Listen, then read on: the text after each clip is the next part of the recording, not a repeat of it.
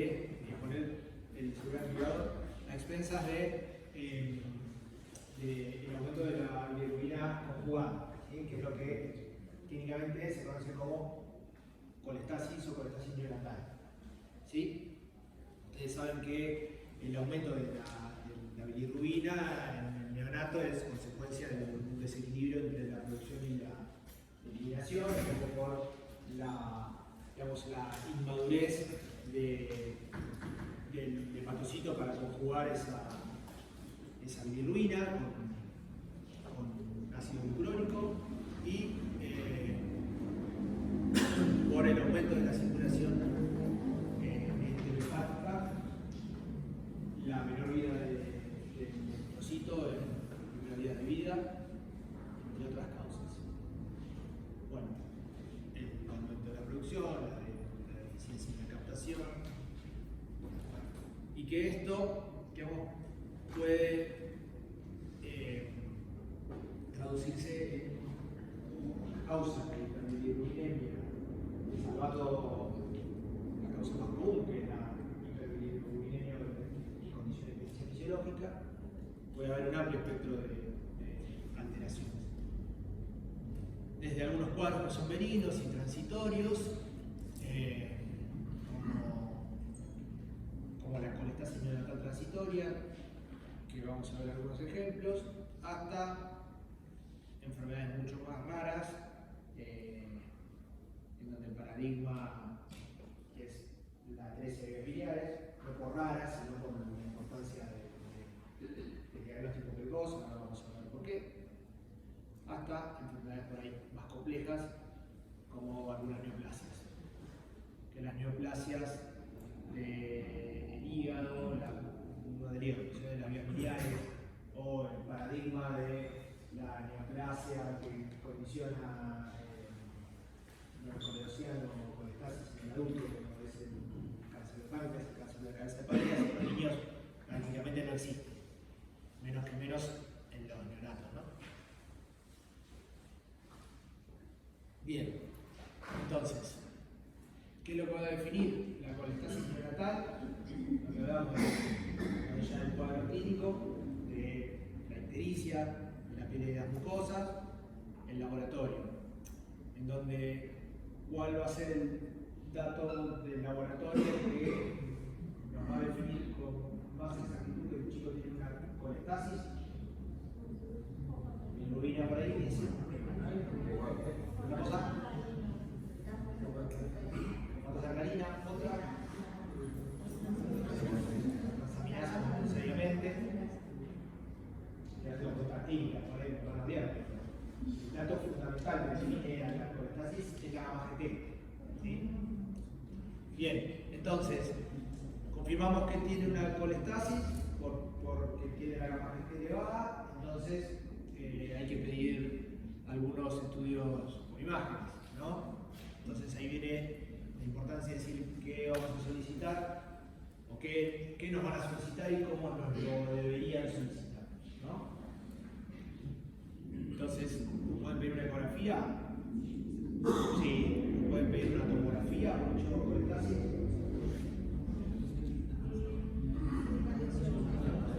No deberían, pero nos lo pueden pedir, ¿sí? Entonces ahí vamos a tener que interrogar por qué no están pidiendo una tomografía, si es que tiene algo antes, algún estudio antes y qué estudio tiene.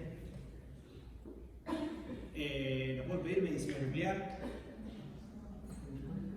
¿sí? Una mamografía para descartar algo con chico con una colestasis neonatal. Ahora ya casi que no, pero antes se pedía tomografía. Y una resonancia, una colangioresonancia. Sí, un chico que tiene una colestasis, ¿por qué? ¿En qué caso? ¿Sin ningún estudio previo? No, claro, la reso no, pero ¿cuándo sí?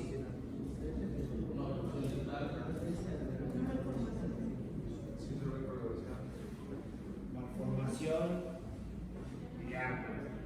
pero algunas malformaciones sí, en la sospecha de una 13 vía biliar pedirían una resonancia magnética. La doctora sí, con mucha seguridad le dice sí. Una dice sí, ya dice creo. Bien. Bueno, capaz que de entrada no. De entrada no. O sea, tenemos un chico con una colestasis neonatal. Le vamos a pedir una ecografía abdominal. ¿Por qué? Una ecografía abdominal, todo lo que decimos siempre. Porque es fácilmente disponible, porque es barata, porque no necesita anestesia, porque no tiene variación ionizante y por todos los beneficios de la ecografía. Se debe pedir con al menos 4 horas de ayuno, ¿sí? Porque toda la ecografía de hígado y vías biliares, igual en el adulto, tiene que tener ayuno para que la vesícula esté bien represionada, ¿sí? Entonces, todo lo que siempre decimos respecto de los beneficios y las ventajas de la ecografía, ¿sí? Y que es todo lo que vamos a hacer, todo lo que vamos a ver en un chico en el abdomen con una ecografía, ¿sí? Y vamos a ver por qué es importante ver el páncreas, ver la vasculatura y ver el vaso, ¿sí? O sea, el vaso, las características del vaso y la posición, ¿sí? ¿Por qué le parece?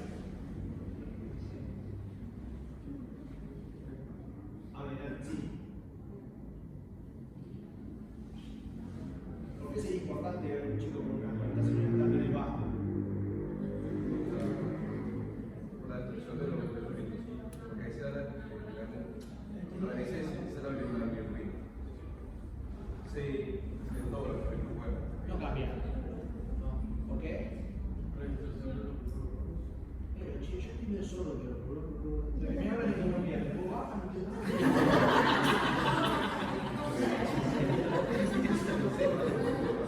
qué les parece? ¿Por qué les parece que es importante ver el vaso en un chico con una colestasis neonatal? Por los niños para anemia hidrofusiforme, etc.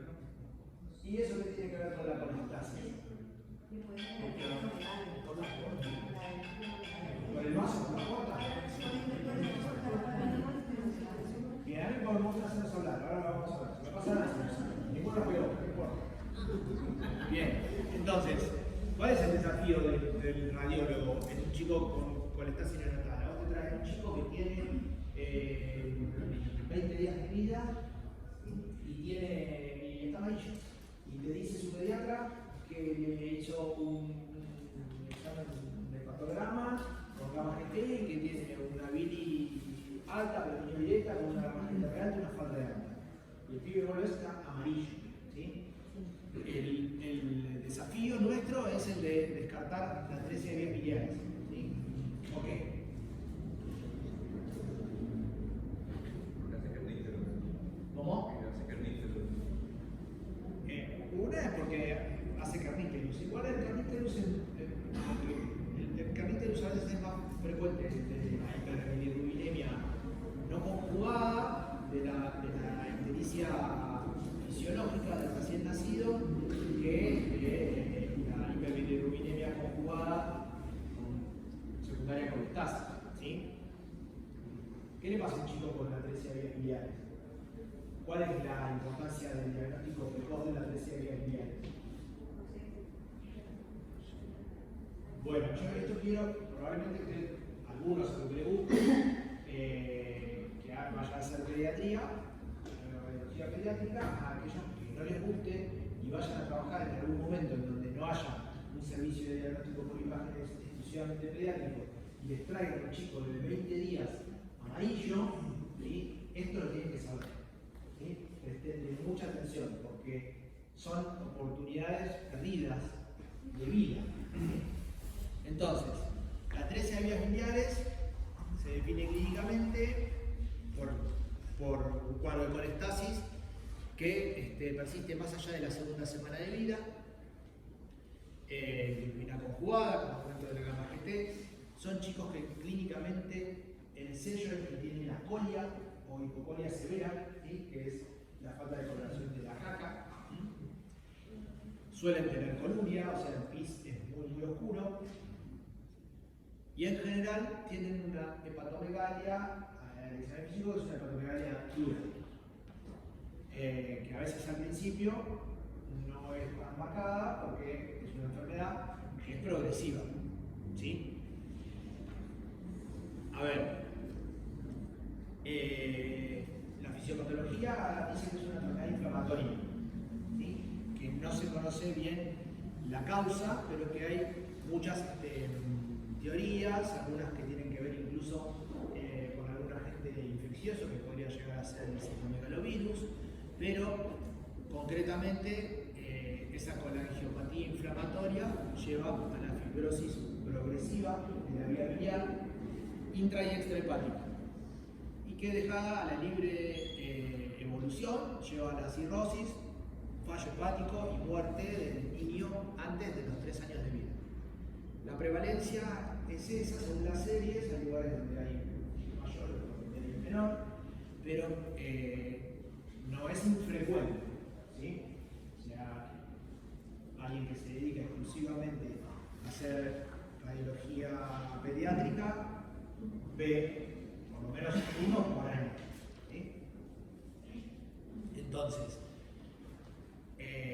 en pediatría les diría que es la causa más frecuente del trasplante hepático, ¿sí? Llevándose más o menos el 50% de los trasplantes.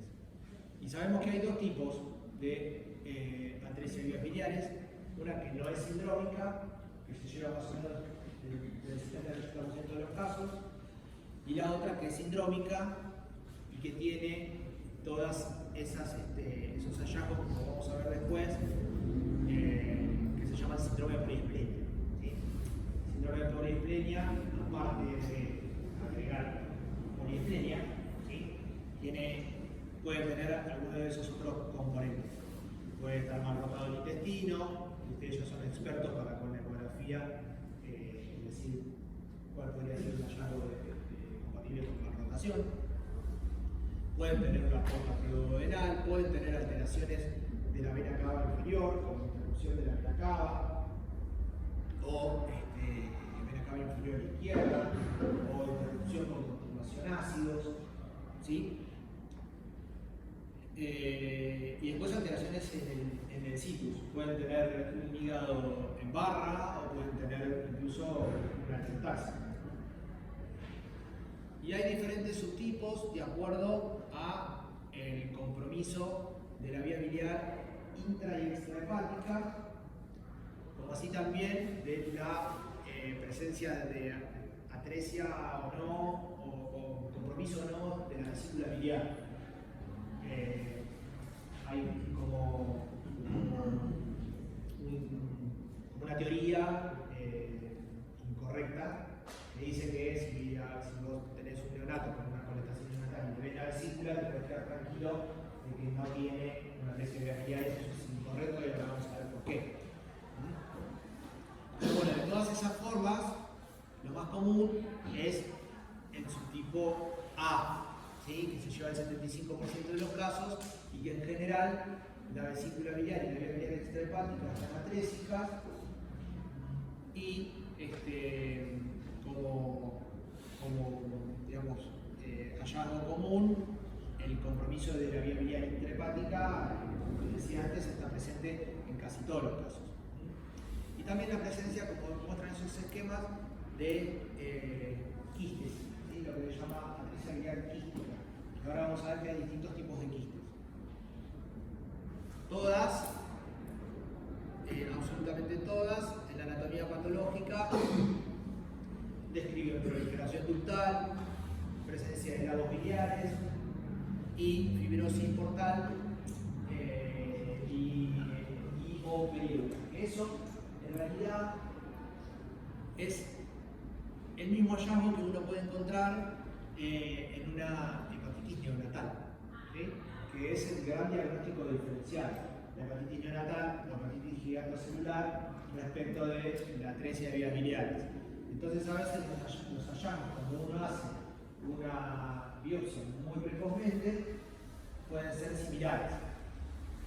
Solo que en la hepatitis neonatal el cuadro general se resuelve, es autolimitado, y en la atresia de vías biliares no. Y si no hacemos algo como vamos a ver ahora, el chico va a ganar cirrosis y se muere, ¿sí? Entonces, este tipo, Morio Kasai, describió una técnica que se llama ortoenteroanastomosis, que el nombre quizás no es muy feliz porque ustedes deben pensar que ¿qué hace? Anastomosa la porta con la tripa, no. Se llama ortoenteroanastomosis porque la anastomosis se hace desde lo que se llama porta hepatis, que está que es donde converge la vía biliar, el ilio hepático, se anastomosa eso con lleva un yeyuno, en lo que se conoce como IDRU, ¿sí? Que es una técnica quirúrgica, y con eso permite que se drene la vía biliar para que sea un poco más parecido a lo normal, y que lo que es importante es que recuerden siempre que el procedimiento de Kasai con la portoenteroanastomosis es una medida paliativa que retrasa el desarrollo de la fibrosis hepática o cirrosis hepatobiliar que va a llevar al paciente indefectiblemente al trasplante. Entonces, ¿cuál es la idea? Que en la colestasis neonatal el cuco es la atresia vías biliares y que el diagnóstico precoz tiene que estar dado para evitar el trasplante precoz y para que se haga la cirugía de Kasai. Si a ustedes les queda esto de esta clase, yo estoy hecho, ¿sí? Porque les quede ¿sí? Les quede para el resto de su vida médica. ¿Bien? Esto es un poco lo que se hace, se secciona el intestino y se lleva hacia el ilio, hacia la porta hepatis, se lleva un asa, ¿sí? Para que drene la vía biliar. En general, los chicos, los primeros días posteriores a la cirugía, ya disminuye la ictericia, se colorean las heces y dejan de tener coluria y mejoran bastante. ¿Cuánto tiempo? No se sabe. Esto tiene que ver con el tipo de atresia que tenga, cuáles sean los hallazgos histológicos de la anatomía patológica, tiene que ver con la presencia o no de algunas mutaciones de algunos genes, tiene que ver con, hoy contaba un hepatólogo del hospital a propósito de un caso, que se están haciendo trabajos que correlacionan la microbiota de los chicos con atresia versus los que no tienen atresia, y eso, digamos, depende de la microbiota que el paciente tenga, van a desarrollar más precozmente la cirrosis hepática que los que no la tienen. Bueno, nada, pero en principio lo importante es el diagnóstico precoz. Antes de los 60 días de vida, el flujo biliar se restablece en al menos 70% de los casos. Es un montón. Un chico operado antes de los 60 días de vida. Y luego de los 90 días de vida, solo el 20% de los casos restablece el flujo biliar. ¿Sí? Bien. Como el tiempo pasa, esto era un Renault Twingo hace 30 años, y este es el Twingo de Piqué. Y 30 años después, el mismo Twingo, histérico también, pero eso en colores de casualidad. ¿Por qué se los digo? Porque este es un ecógrafo 30 años después, ¿no? Y el ecógrafo de 30 años antes servía solo para hacer el modo B. Y hoy hablamos de ecografía multiparamétrica. Modo B, ecografía Doppler color, el Doppler color con todos sus modos, ¿no? El Doppler color tradicional, el power angio, el dynamic flow, ahora hay un modo Doppler que se llama SDI o MSI, no me acuerdo bien de Canon, que detecta vasos de muy bajo flujo. La ecografía Doppler espectral para ver, digamos, las ondas y el tipo de onda y las velocidades, y la elastografía, ¿sí? ¿Alguno de ustedes hace o maneja una elastografía, adultos? ¿no? Okay. Pero tienen idea más o menos de qué se trata. Ok, perfecto. Bueno, entonces, ¿cuáles son los principales hallazgos ecográficos? ¿Sí? En el diagnóstico prenatal, la falta de vesícula. ¿Sí? Por más que, como les dije antes, hay pacientes con atresia biliar que la tienen, como vamos a ver ahora. Pero la falta de visualización de vesícula, las alteraciones de la pared de la vesícula biliar, estamos hablando del periodo neonatal, y la presencia de quistes, ¿sí? Las alteraciones del citus, poliesplenia, por ejemplo, lo que hablábamos antes. Entonces, en el periodo neonatal vemos un paciente con un quiste iliar, ¿sí? Iliar, el ilio hepático. En este paciente puntualmente se justifica hacer una resonancia en el periodo prenatal. ¿Por qué? ¿Para qué nos va a ayudar la resonancia en un quiste en el ilio? ¿Qué diagnósticos diferenciales tenemos? Ya sabemos que la atresia puede ser una atresia, ¿sí? Porque sabemos que la atresia tiene variantes quísticas, entonces puede tener un quiste en el ilio, ¿sí? Pero ¿qué otra cosa? Hay por ahí dijo, hay malformaciones. ¿Sí? ¿Qué malformación conocen de la vía biliar? Es un síndrome.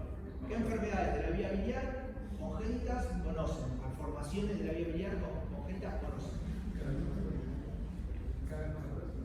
Cavernomatosis de la vía biliar. De la vía biliar. ¿Qué puede ser? Ahí no vamos a atrás, vamos a ver. Enfermedad de canal y dijo el doctor. Bien. ¿Qué tipo de malformación congénita es el canal? En cuanto a su duración. ¿Qué son? ¿Qué tiene el canal? Quistes. Perfecto. Los quistes de colédoco. El quiste de colédoco, vamos a ver un poco, vamos a hablar sobre la clasificación del quiste de colédoco. El quiste de colédoco tiene en general dilatación de la vía biliar. ¿Sí? La atresia de vías biliares no tiene, dilataciones de la vía biliar porque la vía biliar en el quiste está dilatada. En la atresia de vía biliar no hay vía biliar, entonces no puede estar dilatada. El único hallazgo por imágenes que descarta, y esto grábaselo a fuego, el único hallazgo por imágenes que descarta la atresia de vías biliares de cuajo, que la descarta de cuajo, es la dilatación de la vía biliar. ¿Se entiende? Okay. Bien, entonces en este paciente se hace una resonancia para ver si tiene o no tiene dilatación de la vía biliar, más allá de esta cuestión de la imagen quística. Y la tercera imagen es con la angiografía percutánea, que muestra que la vía biliar no se dilata y que solo se tiñe, digamos, ese quiste. Se trata de un paciente con una atresia de vía biliar quística. ¿Entienden? Seguimos. A ver, signos ecográficos. El cord sign, o signo del cordón. ¿Qué es? Es, digamos, la presencia de un cordón ecogénico por encima de la bifurcación, dicen algunos, o por encima de la rama derecha de la vena porta, que lo que nos está mostrando no es ni más ni menos que la vía biliar fibrótica, ¿sí? Atrésica. Acá tienen otro ejemplo. Esto es un corte coronal, donde muestra la porta longitudinal entrando al hígado y el signo del cordón, que es este. A ver, ¿qué pasa con el signo del cordón? No hay un consenso claro sobre dónde hay que medirlo, ¿sí? Hay algunas series que dicen que debe medirse sobre la rama derecha, otras que dicen que debe medirse a nivel de la bifurcación, y tampoco hay un consenso sobre la medida exacta, ¿sí? ¿Por qué no hay un consenso sobre la medida exacta? Porque en general depende del momento en el que uno haga el estudio. Porque como yo les decía al principio, es una enfermedad progresiva. La fibrosis de la vía biliar es progresiva. Entonces, hoy lo medís, el paciente tiene una atresia, lo medís, puede medir 3 milímetros, lo medís dentro de 15-20 días y de 4 milímetros, ¿sí? O más. Entonces, en general, los valores, para quienes describen que es un signo, sirve para el diagnóstico, está más o menos en mayor a 3 o mayor a 4 milímetros según las series, ¿sí? Con una sensibilidad y una especificidad bastante alta. En la vesícula biliar, la ausencia de la vesícula biliar es alto indicio de que estamos ante una atresia de vías biliares. Las alteraciones en el tamaño, cuando en el diámetro longitudinal la vesícula mide menos de 15, ¿sí? Estamos hablando de que hay altas posibilidades de que se trate de una atresia. Las alteraciones en la forma o en la pared, vesículas engrosadas o irregulares. Y esto es muy importante, la vesícula aquinética o hipoquinética. En general, como les decía al principio, como condición los chicos tienen que traer un ayuno de al menos 3 o 4 horas. Es muy difícil un bebé de 20 días de vida con un ayuno de 3 o 4 horas, porque está extremadamente irritable y la madre desesperada porque no le puede dar de comer en ayunas.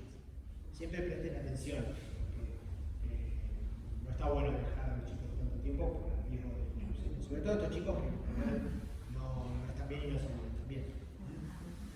Entonces podemos encontrar vesículas de estas características, con estas irregularidades de la pared, ¿sí? Irregularidades y engrosamientos focales, ¿sí? Vesículas que por lo general parecen pequeñas. Escaso ánulo vaciado, como les decía, uno le da un biberón y la vesícula habitualmente se tiene que colapsar, ¿sí? Y en estos chicos no se colapsa o se colapsa muy poco, a pesar de que de entrada no suele ser una vesícula muy distendida o una vesícula que uno lo vea normal. Doc, una pregunta. Diga. ¿El colapso de la vesícula es inmediato? ¿O tengo que Sí. hacer ecografía, ver No, le das- el biberón y regresar tanto No, tiempo? le das el biberón, en general puedes esperar un ratito que se duerma, y que esté más tranquila, se duerme y cuando está dormido le repetís la ecografía 5, 10, 20 minutos y vas a ver que la vesícula se colapsa. A ver, hay un trabajo muy interesante que es ese, que habla de la tríada de la vesícula fantasma, ¿sí? Que toma estos 3 elementos que son el diámetro mayor, que sea menor a 19 milímetros, la irregularidad de la pared de la vesícula y las alteraciones en la forma, ¿sí? Vesículas pequeñas, acodadas, que uno la ve y dice, esta vesícula no es normal. Cuando los 3 elementos están presentes, entonces hay una sensibilidad muy alta y una especificidad más alta aún como valor predictivo positivo de atresia biliares. Pero como les decía antes, la presencia de una vesícula biliar normal no excluye el diagnóstico y las características de la pared pueden resultar de utilidad en pacientes con tamaño vesicular normal. ¿Sí? A veces algunos no tienen los 3 elementos de la tríada fantasma de la vesícula, tienen una vesícula de tamaño normal. Recuerden siempre que las alteraciones de la pared pueden sumarnos también un poco. La presencia de los quistes. Tenemos quistes pequeños a nivel de lo que les decía que es la porta hepatis, ¿sí? Que es el mismo lugar en donde vemos el signo del cordón, ¿sí? Es la misma localización, sobre ese cordón que representa la fibrosis de la vía biliar, atrésica. ¿Qué pasa? Esos microquistes menores a 5 milímetros en esa localización pueden ser transitorios, porque cuando avanza la fibrosis se colapsa también el quiste, ¿sí? La presencia de macroquistes mayores a 5 milímetros, en general ya fuera de la porta hepatis, más que nada en los conductos biliares principales o prácticamente ya en el colédoco. O la presencia de múltiples quistes, como vamos a ver ahora algunos ejemplos. Esto, por ejemplo, es lo que decíamos microquistes, ¿sí? A nivel de la porta hepatis, en el mismo lugar donde vemos el signo del cordón. Lo podemos ver, lo vemos al paciente en 15 días, ya no lo vemos más, ¿sí? O quistes más grandes a nivel del ilio, ¿sí? Como el del paciente de ejemplo que es prenatal, que se hizo una resonancia ¿sí? O este ya más grande, o este, ¿sí? En donde en este caso se hace una cuerda de resonancia y que vemos en la cuerda de resonancia. Dilatación de la vía biliar. Entonces, ¿es una atresia de vías biliares? No, no es una atresia de vías biliares. Excelente. Bien. O la presencia de muchos quistes, ¿sí? Como en este caso, que es una atresia biliar quística, ¿sí? Que es común. Hasta el 10-15% de las atresias de vías biliares tienen algún quiste. Y la atresia de vía biliar quística siempre hay que pensarla, porque a veces se puede confundir con algunos tumores. Hay algunos que vienen con diagnóstico de hematoma mesenquimático quístico, sobre todo cuando son muchos quistes, son muy grandes. O el que no está habituado con la enfermedad, tampoco sabe cuál es la localización de los quistes, entonces algunos pueden confundirlo con quistes de la cabeza del páncreas. Así que siempre es importante. Fíjense, esto es una tomografía de un paciente con una atresia biliar quística. Recuerden siempre esta imagen. ¿Y qué tiene aparte en esa tomografía? ¿Qué le ven? Hepatomegalia, en general sí, tiene hepatomegalia, esplenomegalia. ¿Qué más?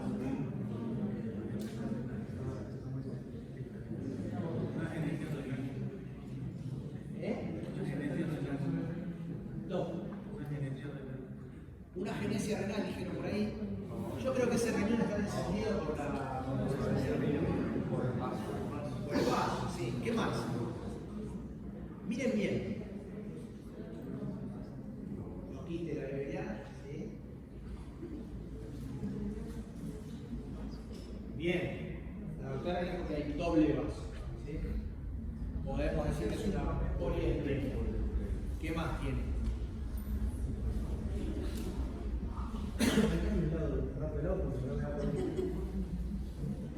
¿Qué más? ¿Cómo? ¿Esto? Bueno, no seas tan ambicioso. Vos pensás que lo durmió, lo anestesió, le dio revolución. Todo claro, sí. Bueno, ¿qué más? Les doy una ayuda, ¿no les llama la atención nada por acá? ¿Qué es esto? ¿Qué es todo eso? No. ¿Qué densidad tiene esto? ¿Es con contraste o sin contraste? Perfecto. Entonces, estructuras que se contrastan con el contraste venoso, que son estructuras vasculares. Bien. Entonces, ¿qué puede ser esto? Son vasos. Bien, muy bien. ¿Esto qué es? Esto que estoy señalando acá. La aorta, muy bien. ¿Y esto? ¿Y esto? No. No. ¿Qué es? Esto. Si yo les digo, les voy a dar una ayuda más. Si yo les digo que son estructuras venosas. Venosas. No es la cava. Son estructuras venosas. Ya les voy a dar una ayuda y ya con esto, cuando no está la cava, hace esto.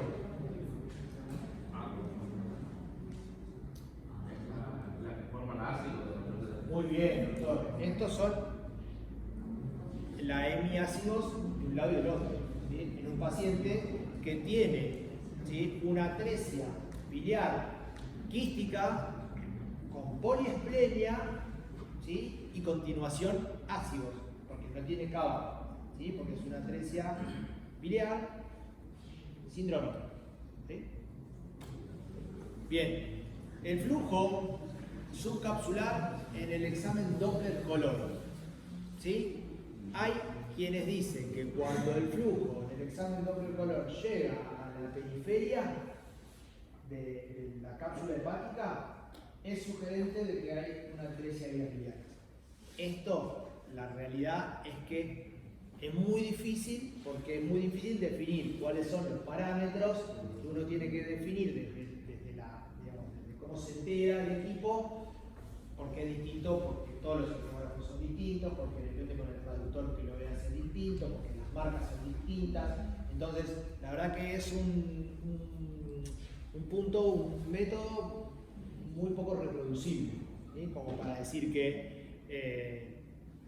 uno lo puede definir como algo así gold standard para definir la presión biliar, ¿no? Y el diámetro de la arteria hepática también es muy difícil porque estamos hablando de vasos que en un neonato, ¿cuánto puede medir una arteria hepática en un neonato? ¿Cuánto les parece?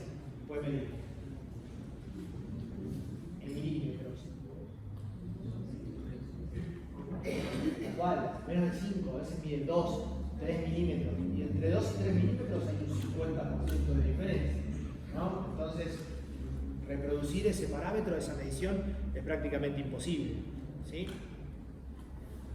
Y la hipoplasia de la vena porta, les diría que es algo casi constante en todos los pacientes con atresia de vías biliares, porque embriológicamente forma, no embriológicamente, pero digamos, forma parte de una constelación de un mismo problema. Casi todos los pacientes con atresia de vías biliares tienen hipoplasia de la vena porta. E incluso ante la hipoplasia de la vena porta, la arteria hepática suele estar más dilatada, más aumentada de calibre, ¿sí? Recuérdenlo, hipoplasia de la vena porta, dilatación de la arteria, ¿sí? Bueno, y lo que les decía de la poliesplenia, ¿sí? Esto, cualquiera me diría que es el páncreas, no, es el vaso, ¿sí? Es el vaso en una situación centroabdominal, en un paciente con también alteración del citrus, ¿no? Y ese es un paciente con una poliesplenia a la izquierda, pero poliesplenia al fin, está el riñón izquierdo y esta es una poliesplenia. La diferencia con el vaso accesorio. Nada que ver. En general, el vaso accesorio es una imagen redondita, mucho más frecuente de lo que uno piensa. De los que estamos acá, debe haber un montón que tenemos vaso accesorio. Generalmente está adyacente al borde inferior del vaso, y uno, o cerca del hilo esplénico, y uno lo ve con una ecoestructura y sobre todo una complejidad muy similar a la del vaso, ¿sí? Eso es un vaso accesorio. El vaso, la poliesplenia es esto, ¿sí? Son muchos vasos grandes. No, en general no son funcionales. La poliesplenia, desde el punto de vista funcional, se considera asplenia. O sea, no viene al caso, pero los chicos que quieren ser vacunados con trajeron encapsulados, como si fueran asplenias.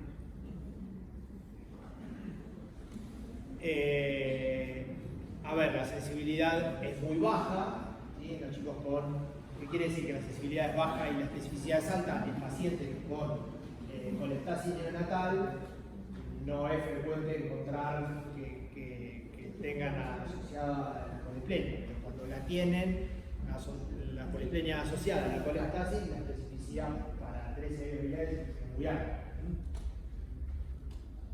Bueno, este es un chico con un hígado en barra.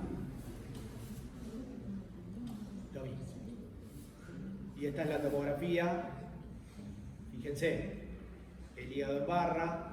En general, los chicos con esa hepatomegalia tan congestiva, las primeras semanas o meses de la atresia biliares, antes de que todo se empiece a poner más chiquito y más fibrótico, en general, las venas suprahepáticas se ven de muy fino calibre por la congestión, o a veces ni se ven.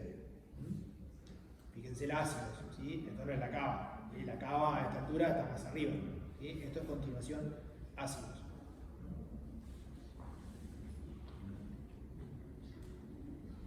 Y acá, bueno, los quistes, ¿sí? Y la poliesplenia a la izquierda. ¿Está bien? Y esto, perdón, acá, ¿qué es esto?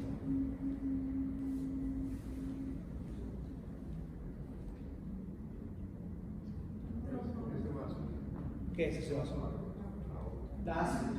¿Sí? Recuerden que los ácidos, ¿dónde desembocan? El sistema ácido. La cava superior, arriba del glúteo fuente derecho. Muy bien. Y la elastografía. ¿Sí? La elastografía, ¿tienen idea más o menos el valor normal de la elastografía hepática en un niño?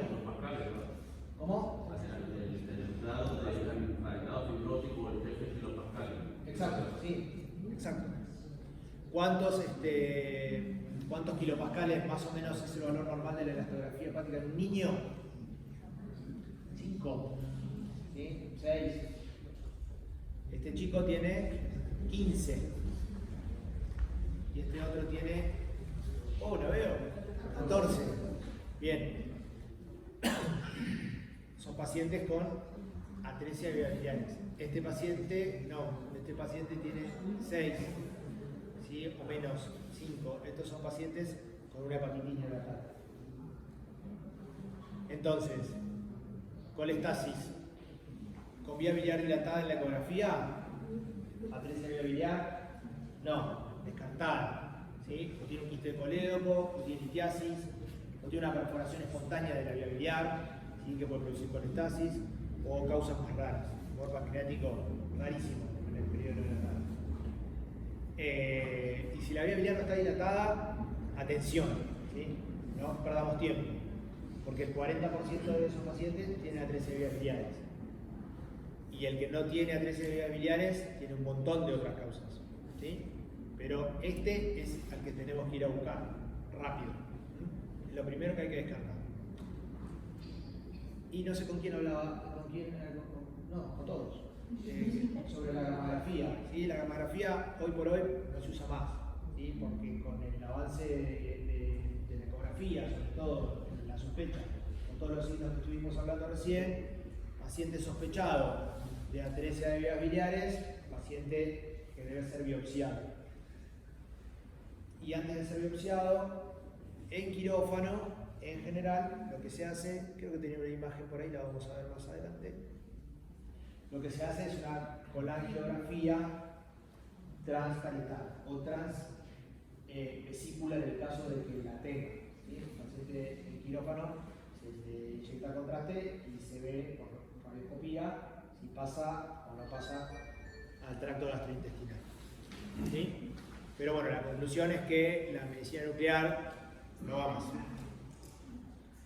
Causas de colestasis neonatal no atresia, por ejemplo, el síndrome de Alagille, ¿sí? Que es un trastorno autosómico dominante. Son chicos que tienen una fase muy particular, que ahora les voy a mostrar una fotito, y que lo que tienen es hipoplasia, ¿sí? De los conductos biliares. ¿Sí? Pero en general no es lo mismo que la atresia, no se les hace cirugía de Kasai en general, y son chicos que tienen colestasis durante mucho tiempo y que a veces van a la cirrosis hepática y necesitan un trasplante, pero no es lo más común. Y tienen algo muy característico más allá de la fascie, que es la presencia de vértebras en alas de mariposa, que en general todos los chicos tienen una placa de tórax. El paciente que se está estudiando por cualquier cosa trae una placa de tórax, porque se la pidieron para ver si tiene cardiomegalia, o por ahí se la pidieron realmente para ver si tiene algo en la columna. Van a ver las vértebras en alas de mariposa. La enfermedad de Weiler no me interesa que la recuerden, es extremadamente rara, yo vi uno solo. Y esto me parece que es importante, la protocolización del informe ecográfico en todo paciente con colestasis neonatal o sospecha de atresia de vías biliares, ¿sí? Que es, bueno, si la vesícula está presente o no, si mide menos de 15 o no, si tiene alteraciones en la forma, como veíamos, si tiene alteraciones de la pared, si hay o no hay signo del cordón, si hay presencia o no de quistes, y si tiene malformaciones asociadas. Si tiene signos ecográficos de hipertensión portal, un neonato de 3-4 semanas con sospecha de atresia de vías biliares, si tiene algún signo ecográfico de hipertensión portal, casi que olvídense del Kasai. Ese chico hay que ver de qué manera se maneja su hipertensión portal hasta que pueda llegar a la planta, ¿sí? Bueno, en chicos más grandes, con colestasis, descartar siempre la hepatitis, causas inflamatorias, con la hepatitis interesante, no vamos a hablar de eso hoy porque vamos a dormir. Y bueno, obstructivas, casi como en el adulto, ¿sí? La litiasis, el quiste de colédoco, que vamos a hablar un poquito de eso ahora, como malformación congénita de la vía biliar, no atrésica, y las neoplasias. El quiste de colédoco, en general lo que se postula es que hay una mala implantación del colédoco en el conducto pancreático. Entonces eso lo que condiciona es la existencia de lo que le llaman un canal común. Es un canal común en donde todas las, digamos, la secreción de bilis puede volver hacia el páncreas y la secreción de enzimas pancreáticas puede volver hacia la vía biliar. Hay una doble circulación tanto de la secreción pancreática como de la secreción biliar. Entonces esto condiciona una lesión del colédoco distal con la consiguiente dilatación del mismo, y esto suele aparecer en el periodo prenatal, antenatal, que se puede ver en una ecografía obstétrica, pero a veces no, y se diagnostica en chicos más grandes. Y hay una clasificación antiquísima que después fue modificada por un tal Todani, que es la que más se utiliza, que no me interesa sí me interesa que la lean como para diferenciar entre un tipo y otro, no me interesa que recuerden cuál es la más frecuente, ni eso, no les voy a preguntar eso, en donde bueno, puede estar comprometida la vía biliar extrahepática, solo el colédoco, puede estar comprometido el colédoco en toda su porción, o puede estar comprometido distal a la vesícula, al cístico, o puede comprometer también al cístico, puede tener puede ser un quiste de tipo pediculado, con un calibre de un colédoco normal, y entonces esto confundirse con algún otro tipo de imagen quística de litio. Puede tener lo que se llama un colédoco cele, ¿sí? Que es la dilatación quística hacia la luz del duodeno. Y como por ahí decían también, la enfermedad de Caroli, ¿sí? Que es dentro de la clasificación de Todani, el quiste de colédoco tipo 5. Esto está en constante revisión, ¿sí? Este tipo de clasificaciones están en constante revisión. Es importante saberlo eso, para no ser tan categórico, porque uno dice, a ver, el quiste de colédoco tipo, es más importante hacer una descripción de cuál es la porción de la vía biliar que está comprometida, y siempre ir a ver si está asociado con compromiso de la vía biliar intrahepática o solo de la extrahepática, y mirar también, sobre todo en este tipo de quiste de colédoco que tiene compromiso de la vía biliar intrahepática con la enfermedad de Caroli, ver qué pasa en los riñones. La asociación de esto con quistes renales es lo que se llama enfermedad de Caroli, ¿sí? Bien, este es el tipo 1C, es el primer ejemplo. Fíjense el tamaño de este quiste, fíjense cómo abre la porción intrapancreática del colédoco. Y fíjense que siempre hay dilatación, como muestra acá, de la vía biliar intrahepática, y como les decía al principio de la clase. Si hay dilatación de la vía biliar intrahepática, el quiste de colédoco, el quiste de colédoco. Si no hay dilatación, puede ser una atresia biliar quística, ¿sí? Siempre hagan esa diferenciación. Fíjense cómo está dilatado también el wirsum, y fíjense cómo con el correr del tiempo, y a veces esto es lo que hace el diagnóstico, el desarrollo y la formación de cálculos, ¿sí? Dentro del quiste. Y esto me interesa que lo recuerden porque es algo relativamente frecuente, que es servicios de neonatología, que suele ser transitorio, ¿sí? Que es la litiasis biliar primaria o el síndrome de bilis espesa. Chicos con enfermedad fibroquística pueden tenerlo, chicos con nutrición parenteral prolongada pueden tenerlo, nutrición parenteral prolongada, no sé, por un alcoholizante o un chico que tuvo mucho tiempo, no sé, operado con farmacele o lo que sea. Chicos con enfermedad de Hirschsprung, no se sabe por qué, pero también pueden tener el síndrome de bilis espesa, o pacientes con hemólisis masiva. El tratamiento en general es conservador, o se les da ácido ursodesoxicólico y mejoran. ¿Sí? Bueno, estos son otros ejemplos. Fíjense este como tiene todo un molde de barro biliar y dilatación de la vía biliar. ¿Sí? Y este es un chico de 6 años que tenía dolor abdominal e ictericia. ¿Sí? Y esta es una placa de abdomen de pie que alguien le quiso pedir. ¿Qué le ven?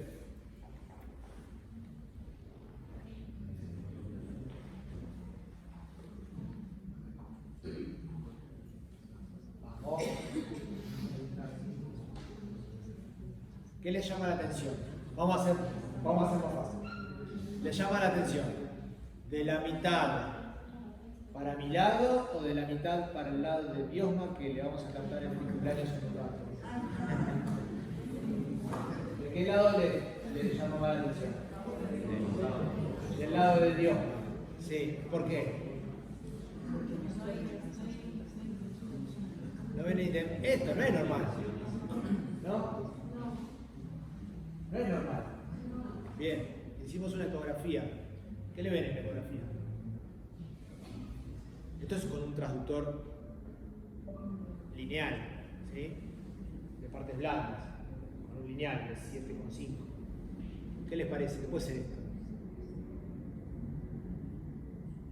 Llama la atención, ¿no? ¿Y esto? Ahí dijeron el signo del cordón. No. Está bien, pero está bien, porque vos querés que sea. Pero no. Aparte tiene 6 años. Pero vale. Bien. Esto es la vía biliar intrahepática, también con el transductor lineal. ¿Ven esto? ¿Qué les parece? Y esta es la vesícula. ¿Qué les parece? Refuerzo acústico, bueno, sí, la vesícula, la vejiga del medio. Esto, ¿no ven esto? Se movía. Ah, son unas caridiasas. Lo operaron. Operaron todo eso. ¿Sí?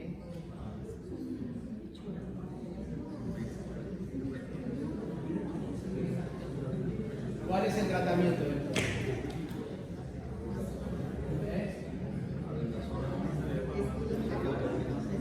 Alcohol y polvo de ladrillo.